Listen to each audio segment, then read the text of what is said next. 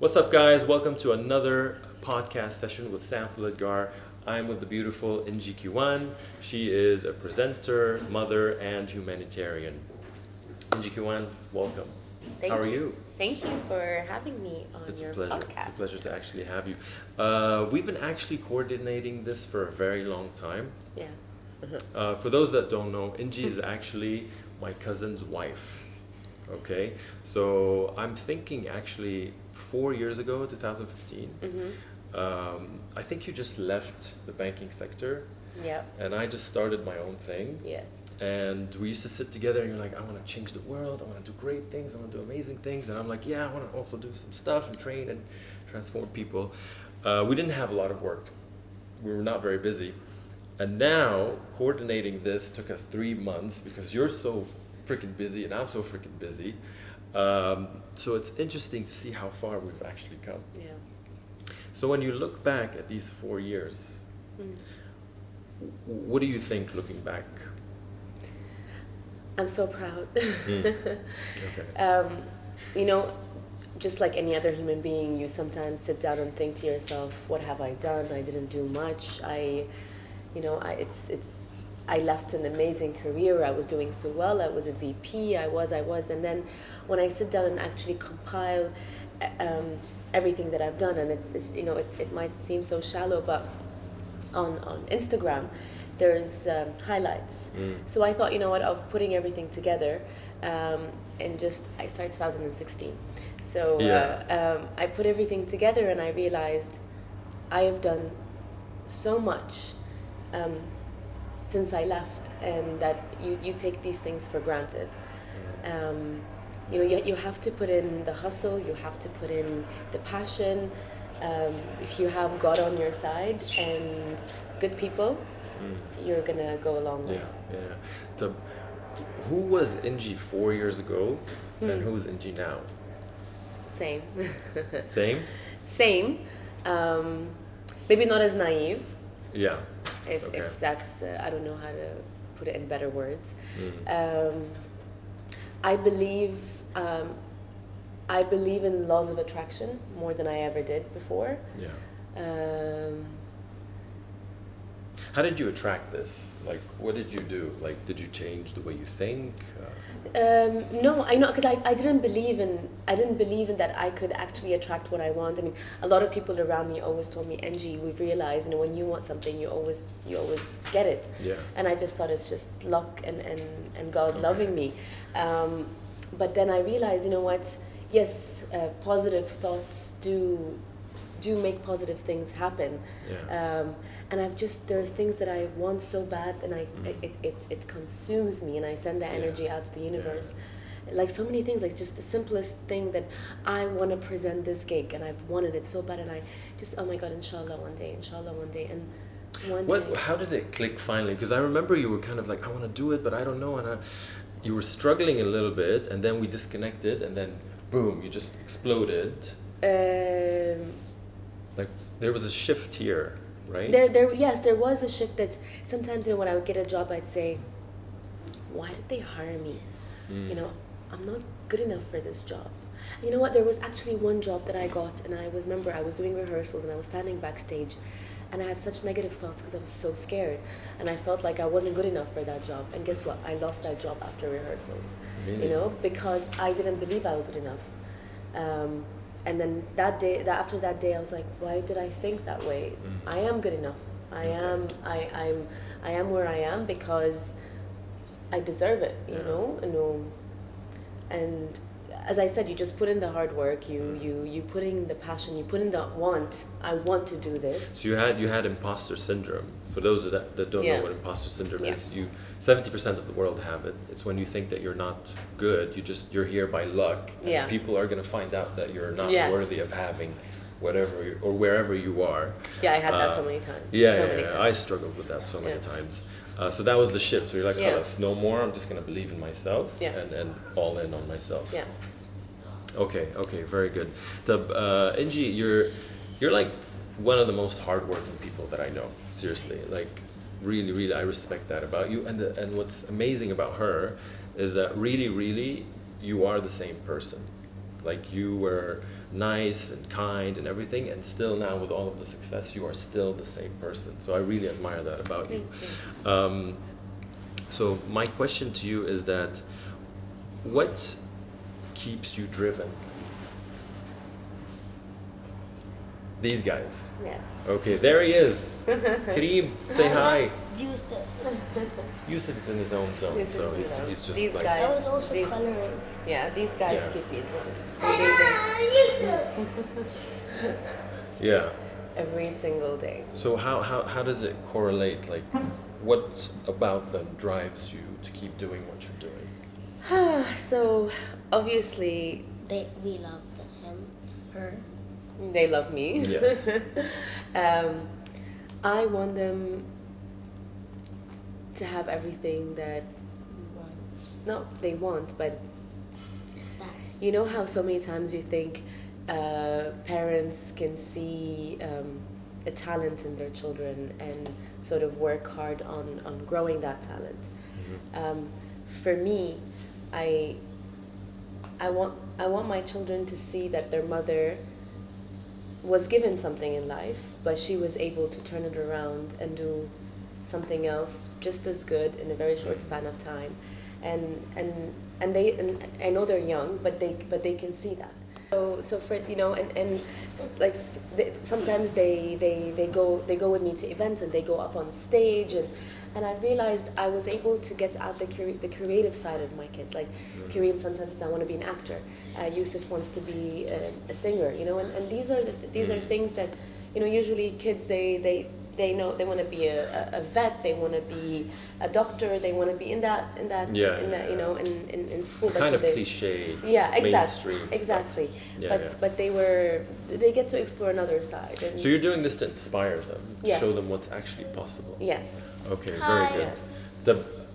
Who inspires you? If you're inspiring your kids, who inspires you? who inspires me? I inspire her, and she's inspiring us.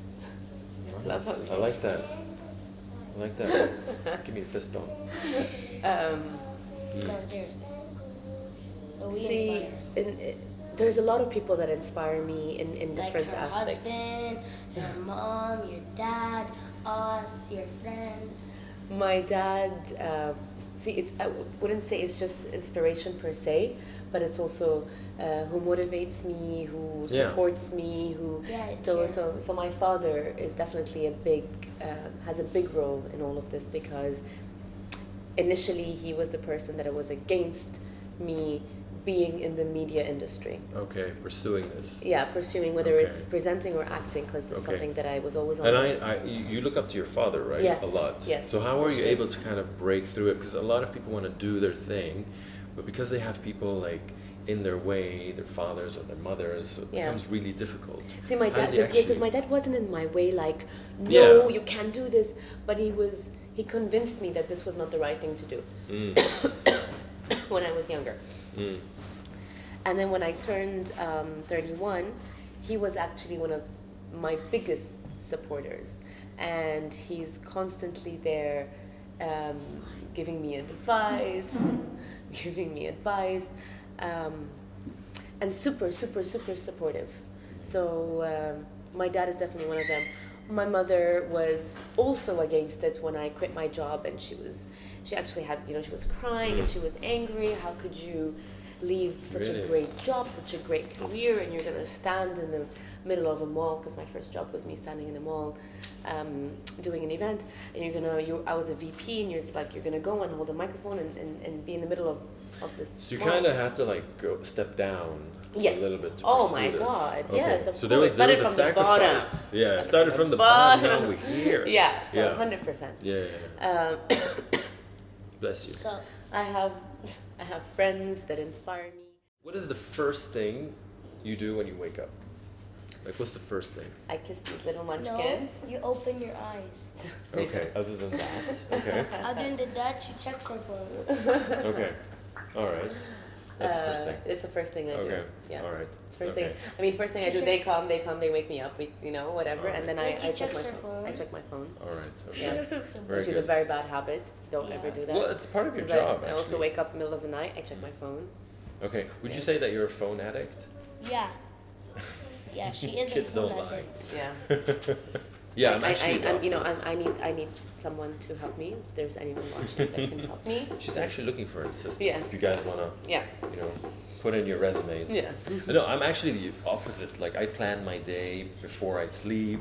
No, see, I do. Yeah. I do plan my day Yeah. before. So every night, the minute, you know, I don't know if you watched this, I forgot which movie it was, Sarah Jessica Parker. When I sit in bed every night, I get like a cloud, and it's like to-do list, what I have to do, but it's all here. Nothing is Okay. there. Right. You know, when I said tomorrow, I say tomorrow I'm gonna wake up, I'm gonna drop the kids to, so I drop the kids to school. If I don't have something right away, I go to the gym. You don't write anything down. Zero. Oh. Hala, sometimes, every now and then, when I feel Overwhelmed. not overwhelmed, when I feel like it's calm, I don't have much work, I have time to actually sit at home and do stuff, I would sit down and write a to-do list. I do sit down and write a to-do list, and you know, and it's almost always the same thing because I haven't done the things that I had to do. Okay. But I'm very, very unorganized outside. But inside, I have everything here. Yeah. But as I get older, I know that this مش Yeah. هيستحملني anymore. Yeah, I get it. Like we were talking before we started, like we need assistants right now at this stage Yeah. because we're like We need all managers. over the place. Managers Yeah, to yeah. manage our day Yeah, and yeah. manage our life. Yeah, so Yeah. you know, if you're looking for a job, come see us. Okay. Second question, or I don't know which question we are. Okay, so what made you take the leap, leaving? You know, you're very successful in the banking, you know, as in the career of banking. What made you go like, "Khalas, this is not for me. I'm not doing this." I mean, you work for Thomson Reuters. And, Yeah. like you're good. Like, what happened? So I've always preached, and I've said this in so many interviews. I've always preached philanthropy, and I always want to help people. And my dad would be great at saying the story, like what I used to do as a little girl. But there was one time that I actually Air Mars stock was going down, and I called one of our clients, basically saying it's time to invest in Air Mars. And he's like a 65-year-old man, and he starts crying. And he says, I lost all my money, the money that I saved for my daughter's wedding. I don't know what, and it's all your fault. Not me, personally, but you know. So I remember I went to our CEO and I said, we need to give back to the community. And you know, we live in a country that's, alhamdulillah, very blessed, that the less privileged are not so much compared to where we come from. But what were you doing exactly at this point? Like, what's your I was a role? VP institutional desk, so I Okay. was All right. yeah, you know that is. So you're up there. I was up there, and then so he said, you know what, let's do some CSR. I give you all the authority to start up our own CSR department. I was able to find something in Dubai with focus. And basically, we went to a school called the National Charity School, and I went there. I was going there almost every week, teaching the kids, inspiring the kids, motivating the kids, and there were obviously less privileged children that live here, which I didn't ever expect to see, and it was a wake up call because I realized how much I love doing this, and how when I put my head on the pillow at night, I feel like I did something today, you know? And I thought, you know what, how can I do this for a living? So either I need to be really rich so I can actually give these people something, or really famous where I can be able to gather the funds to give these people something. So I was like, let me start, and I remember I asked Ziad, would you be okay with me stopping what I'm doing where I make a lot of money and I have a great job, and I used to finish at 2 p.m., come back home, I'm with my children, and he was supportive, and he said, do whatever makes you happy, and I did, and I started from the bottom. Ziad's like the most supportive guy that ever existed. I mean, when I told him I want to be a life coach at the time, and he was like, yeah, dude, go for it. A lot of people are like, life coach? Who the hell becomes a life coach? And he was like, he was very proud. He was introducing me to people and saying, my cousin's a life coach. Yeah, he's so amazing. He's awesome. Big love to you. Yeah, Zeus. Thank you for getting our backs. So, I remember you opened a boutique Rubabikia, Yes. right? Okay. First person So ever tell to me, pronounce it right. Yeah. What I actually trained on it yesterday until I got it right. So tell me about that experience, right? Oh, okay. Seemed like a So, interesting experience. the idea behind Rubabikia was also part of the humanitarian aspect in terms of I wanted to showcase Egyptian talent and bring it out to the world, you know, and Right. support that sector in Egypt, because I felt it was we have amazing craftsmanship, but that is not appreciated or you know, and then is not giving the opportunity to grow. And Open Rubabikia, the whole point was to have bespoke, very niche furniture pieces. You were a banker then. No, I had it's sort of, so I had Thomson Reuters. I left, I had Kareem, I went on maternity leave. I came back, I found that I was pregnant with Yusuf. And there was a lot of shifts happening within Reuters, and I was given the option to stay with a like salary cut, or leave and get a redundancy package that was very you know, attractive. So I went back home and I was, Ziad, what do you think? What do you think? And I did it, for some reason my friend was like, you look pregnant. I'm like, whatever. Did a pregnancy test. Oh my God, I'm pregnant with my second baby. And I was like, you know what, when you're a mother for the first time, you don't want to go to work. And it was an 8 to 6 job. So I was like, you know what, give me the redundancy package. I'm gonna sit at home and get pregnant with my second child and love my first child. And then I opened Rubabikia. Right. And I opened Rubabikia, and then How would you describe that experience? failure. No, I'm just joking. It was I'm sure it got you here. Like, it paved the way. not really. No, No. it didn't. Okay. It was a very sad experience Really? because my mother at that time said, "Don't go big. Start small, do online, and then open a store." And my dad and I were like, let's do it. But Aggressive mode. you know, but we Yeah. didn't have any partners. It was just me, my dad's obviously financial support, and I wasn't able to. I didn't have enough money to open in the Dubai Mall or the Mall of the Emirates or those big malls. I had money to open in a community mall, which if you location. If you don't have the right location, you're not gonna have the footfall. Because I remember you had a very nice concept. Yes, Like, and really nice designs, beautiful furniture. And then when I would go to market OTB, like there were so many markets where I would go and set up and do it, and I would be there every day from morning to night. Yes, I would sell very well, but you had to put so much money in marketing. Now, of course, if the person who I am today in terms of That's my question. in terms of, I won't say, no, like I don't know what's the word, influential. The where I am today, maybe I would have done better with my store because people would associate a brand with me and they want to be part of it. You would definitely bring traffic. I would definitely bring traffic, but at the time, no, I was always paying for PR, paying for interviews. And then at a certain point, I realized, so all the money I was making, I was putting back in the store, whether to buy to buy more stuff, to do more marketing, to host events, whatever. And I was like, I think it's time to find a full-time job and be able to do both. And that's when I went to Mina Corp. And Mina Corp, I was covering regional markets, so I would finish work at 2, so it was perfect.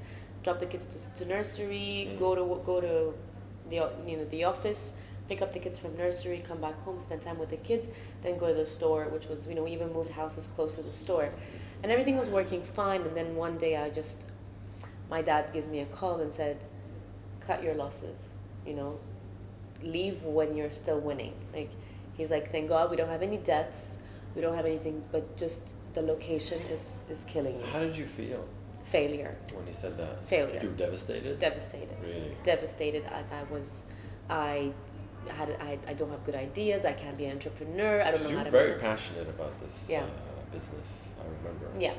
But because I remember I had a warehouse and all my friends were in fashion. They were going to all fashion weeks and they opened like boutiques and they would go and they would go to they would go buy from, there were buyers and very glamorous. And me, I remember I would go park my pickup outside a warehouse. I'd go up, I would get tables, and I would have sand all over it. I would like, and I looked at myself in the mirror and I said like, عندنا حاجة بالمصري إنه بجد عرق جبيني, you know. And I felt like I was such a hustler. I felt like I was such a man. And I had moments where I'm like, you know, I'm gonna do this. I'm gonna have a factory. I'm gonna, you know, supply hotels. I'm gonna supply boutique cafes, and I couldn't do nothing, you know. And I felt like crap because also I lost a lot of money. You know, my dad lost money. We invested 1.5 million, and it's just gone. So how did you deal with this? How did you like? Because you're gonna face failures in life, right? So how did you deal with the setback? So that I cried. Yeah, I'm sure there's a lot of crying involved. Yeah, I just cried, but I'm a very positive person, you know, and I cannot be down for too long. Right. So you got sick and tired of being sick and tired. Yeah, basically. exactly. Okay. You know, no, and I always say, no matter how much, you know, no matter how many people around you tell you, don't worry, it doesn't work, you know. You need to sit down with yourself and just, okay, لإمتى هفضل زعلانة? Like, till when am I just going to be down? I did it, I lost, pick up and move on. I'm healthy, my children are healthy, my husband's healthy, my dad's healthy, my mom's healthy. You went back to basics. Basics. Pick up.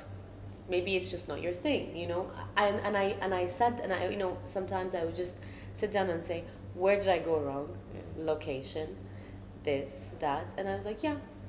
Were you too caught up in trying to make it, like trying to be successful? Because you had a lot of friends that were doing very well. Like, did you get caught up in that, no, not really, because a lot of friends at that time weren't. You know, at that time everyone had a full-time job, or, you know, not a lot of people were making it. And I have actually friends that we started together, and they also didn't make it because of location. And I realized, to make money, you have to have money. You know. Okay. So this is how it is. Don't think you're going to be, you know, you need to keep investing capital into your business to make it. Yeah. You can't just come with something very little and reinvest it back. Exactly. You cannot come up with very little capital and say, That's I'm going to explode. No, my love. That's why people bring in partners. That's why people take loans. That's why. Unless you have like a 10-year plan to make money. Okay. So you overcame this, and then alhamdulillah you exploded. And I won't say exploded. Well, yeah, you're doing great. Alhamdulillah. Alhamdulillah. Wood. Yeah. Alhamdulillah. We need some wood. They did. So what were the 3 biggest keys to your success? I mean, you have a lot of people that follow you, people that admire you, I'm sure. So if someone out there wants to be, you know, a lady wants to be like you, okay, or not entirely like you, but yeah. What will you tell them were your 3 biggest keys to your success? Blinkers. Which means? Focus. Okay. Don't look at competition. Don't look at what's happening around you. Have your eye on the prize. You know, it sounds so cliche. I realize in all my interviews, I always say, it sounds so cliche, but everything I say is so cliche, but really, really it works. Because at times where I didn't focus, I lost myself, you know? Focus. You don't need to know what you want, because what you want can change easily. It can change. From, you know, at 30, you can want something. At 32, you can want something. At 32.5, you can want something else. And it's fine. Just go for it. And if you realize when you get there, you don't like it, it's okay. Change.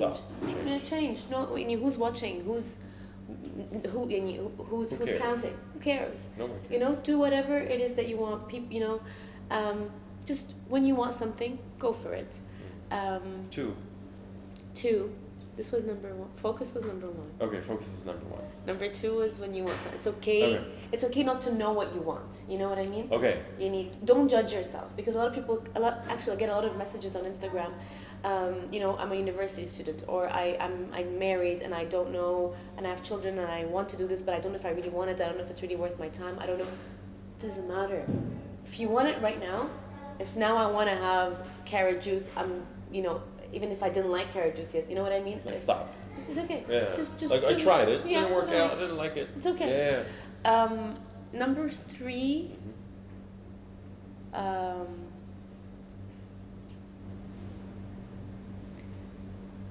Believe. I believe. Believe. Preach, Yeah. sister, preach. Just believe Believe in who and what? in yourself. Yeah. Believe in yourself, you know? I would say Because- that's number one, Yeah. actually, for me. But no, because for me it was number 3 because by time You kind of got to... I kind of got into it, you know? When I realized big things are happening and I had the impostor syndrome and I was like, oh God. And I realized, like, enough of this shit. yeah, folks. no. You know what? I have a gift from God, and it's not something that I've done for myself. I have a gift from God. God gave me What's the something. gift? God gave me this energy that people like and that people feel and it just happens to work very well in the domain I've chosen. I have to say, you're very likable. Oh. Like, seriously. No, seriously. Okay, so believe in yourself. Believe in yourself. So the But first we said, believe. yeah, I believe. Okay, Rida, say it with us. Believe. I believe. Okay, so the first one you said, so that they can just get it, the viewers.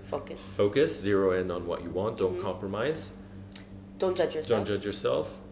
Believe in yourself. Believe. Believe. You gotta do it with a little bit of a shiver. Okay, yeah, something that I wanted to talk to you about, we've talked about it a couple of times, me and you, burnout. Like, you're all over the place. You look great. You're composed. You lead sessions. Okay, you present in front of people. So you gotta look polished up most of the time. I know what. Thanks to Instagram. Yeah, it's the glam. Okay, so I know because I have to stand in front of people. I have to look like I'm in control. I have to answer very smart questions in front of executives and CEOs and whatever. So I get burnt out a lot. You know, not a lot, but a couple of 2 times, 3 times a year. Do you go through that? Oh my God. Yeah. Hells yeah. Okay. Of course I burn out. Of Yeah. course, and I get nervous breakdowns and Yeah. I never want to quit, to be honest. Yeah. I never got to the point where I want Like, to that's quit. not an option. No, for it's us. not an option. No. Okay. Because alhamdulillah, yani, I'm blessed and I feel blessed every single day. So alhamdulillah, when people say, how was your week? I had so much work, alhamdulillah. You know, alhamdulillah, Yeah, alhamdulillah. that's a good quality problem. Yeah, Yeah. you know, yes, exactly. But the burnout doesn't come from the amount of work. It comes from something that I do wrong, which is the unorganization. Like, for example, let's say, so besides the presenting, I have the social media aspect. So I have a post or a campaign I need to post on the 14th of Feb that I forgot about. The 14th of Feb, I get a call from the agency, where's your post? Shit. And I'm hosting an event that day and I'm with the kids. I'm like, oh my God, I need to go fix myself up. I need to take a picture. So it's the unorganization that burns me out. You know, if I were to be an organized person and know that 14th of Feb, I have this thing, I would be managing myself before that so that all I need. So the burnout comes from my own taqsir, you know what I mean? My own shortcoming. Okay. So Whoever's looking for a job, better put in your CV. Yeah. Okay. So How do you deal with it?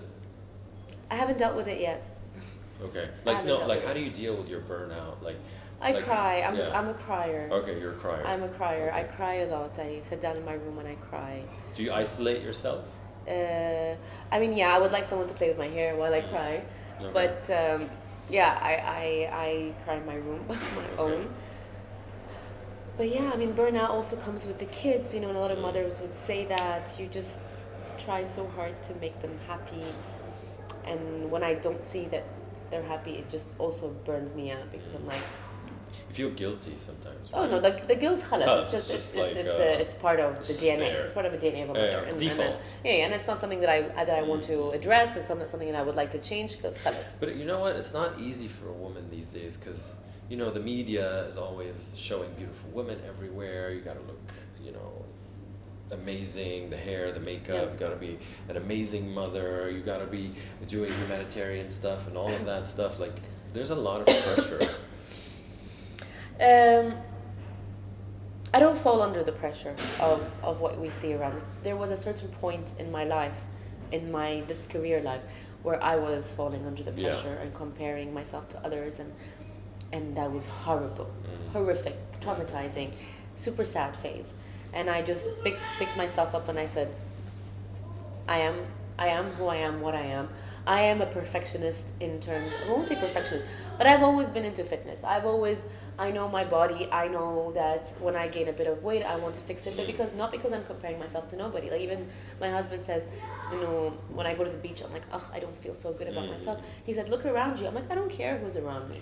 Yeah, but that's what women do. I mean, Yeah, yeah. but some women say, but don't really do. Oh my God, I'm not happy with my body. I'm like, while they're eating a Five Guys burger, you're not happy with your body. You're not happy with your body. Do something about it, or just embrace it. Yeah. And there is no perfect body anymore. Right. It's all about really being healthy. Some people can be voluptuous and But feeling good inside. exactly. Yeah. It's really, because really nowadays there is no universal beauty anymore. It was at some point it was a certain look, then the Kardashians, then and really it's just a trend. But at the end of the day, and I know it sounds again so cliche, but it's true. But I swear to God, I have seen the most beautiful women, and when they're not beautiful from the inside or they don't have a nice character, boom, gone. That's my second question. Okay, Yeah. So mashallah, you're a very beautiful woman. A lot of people, they come to me and they're like, do you know this woman, this lady? And I'm like, who is she? She's a very beautiful woman. I'm like, that's her. She's my relative.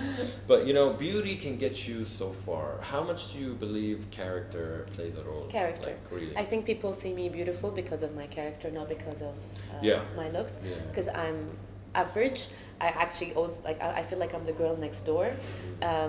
But it's my character, I think, that people like, and that's the only thing I take pride in, because I know that I'm genuine, I know that I'm kind, I know that I wouldn't hurt nobody, and people feel it. Like I remember I used to tell my dad, I used to get bullied a lot when I was a little girl, and I wasn't the most, beautiful. I wasn't the most stylish. I come from a very conservative family, so the way I dress now was not the way I dressed as a little girl.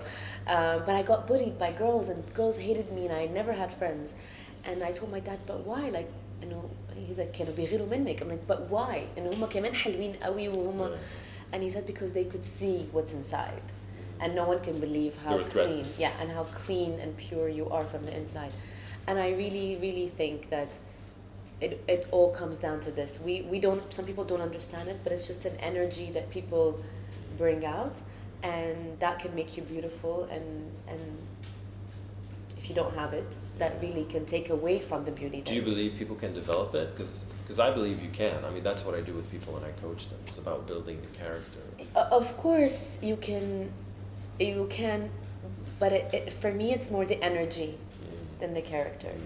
It's the pureness and the cleanliness of your heart. Yeah, your intention. That aura. I mean, if you can shift your aura, which I think some people can, once you shift your aura and understand that your success and your likability and all really depends on your aura, not of what you've accomplished or what you've done in life. Once you have that state of mindset, then that's when good things start to change. Yeah. Okay. I think. We're not going to take a lot of your time. Okay, so just probably 3 questions, okay? Yeah. So where do you want to be 10 years from now? I want to have my own orphanage. Oh, خلاص. Yeah. She knows what she wants. Okay, anything else? I want to act in a Okay. movie. I mean, Yeah, not I in 10 heard you years, the I other hope day. before. I hope before. I heard you were talking about like acting somewhere. Yes. Okay, all right. Can you just using your new phone? No problem. Okay. So take care. Thank you, Habib. You too, buddy. Okay. All right, so I'm going to throw some words at you. Mm-hmm. You give me the first thing that pops up in your head. Mm-hmm. Okay, very quickly. Don't think too much. Okay. Okay, ready? Yeah. Okay. Social media. No, social media. That's the first reaction. That's the truthful one. Yes. Okay. What, I have to say a word? I mean, khalas, that's enough. Okay, that's enough. Yeah. Okay. Banking. Miss it. Oh, really? Mm. Okay. UN. Love it. Love it. Love it. Never heard Love of it. Love it. Okay. You know. Your phone. Hate it. Okay. Okay. Rubabikia, Fail. failure. Ziad Fouladgar. Habibi. Okay. Kareem, My world. Yusuf. My baby. Egypt. حبيبة قلبي Okay. بلدي أم الدنيا. Okay. Land of opportunities for Okay. me. Lebanon. No. Oh. Ooh, guys. All right. No. Okay. I love Lebanon we so have much. a riot outside. I love Lebanon so much that I married a Lebanese. Yes. But Khalas, you're stuck with us now. but recently it's just Egypt. Yeah. Okay. Egypt. Okay. UAE. Home. Oh. Okay. Yeah. Okay. So I'm gonna give you some sentences that I want you to continue. Oh my Okay? God! So- Why is this so tough? Okay. Okay. Well, you signed up for Okay. this. Okay. So you fill in the blanks. Okay. Life is. How you want it to be. Okay. Success is. Success is happiness. Okay. Real beauty is. Energy. Okay. Social media is. Super powerful. Okay. Death is. Scariest thing in the whole wide world and the ugliest truth that has ever been told. Okay. Okay. All right. On that note. When you're gonna die. Let's- When's your funeral? Okay. Which is related. When you pass away and graduate to the next life, what do you want to be remembered for? What do you want your legacy to be? That I was able to make a difference in the world. I always say that. Okay. Is there a specific difference?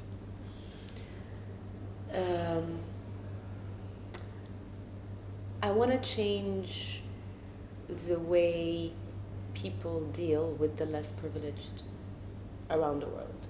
A lot of people use it as a business. A lot of people really mistreat these, specifically for me, orphans. And I just want to be able to show the world that if these orphans are treated in a certain way and dealt with a certain way and given certain opportunities, they could really make a difference in a country's economy. And I want the government to see that and sort of تحتويهم Yeah. more yeah. than let them Okay. be in the streets. Okay. Well, before I actually end the session, I just want to acknowledge you for a couple of things. You're a person that's very sweet, very kind, very generous. Seriously. You've grown a lot, you're very ambitious, and I love the fact that you are really, really the same person that I know you before, like all of the success. So I just really, really want to acknowledge that. I'm sure you make your family very proud, and you make us Fouladgars very, very proud to have you in our family. So I just want to acknowledge you for that. Yeah, Thank seriously. you. Love you, Sam. Love you too. Love you, Rida. All right, guys, thank you for tuning in. Really, really appreciate it. Like, comment, share. Follow this lady because she is awesome. Okay? Until next time, remember, Sam's got your back.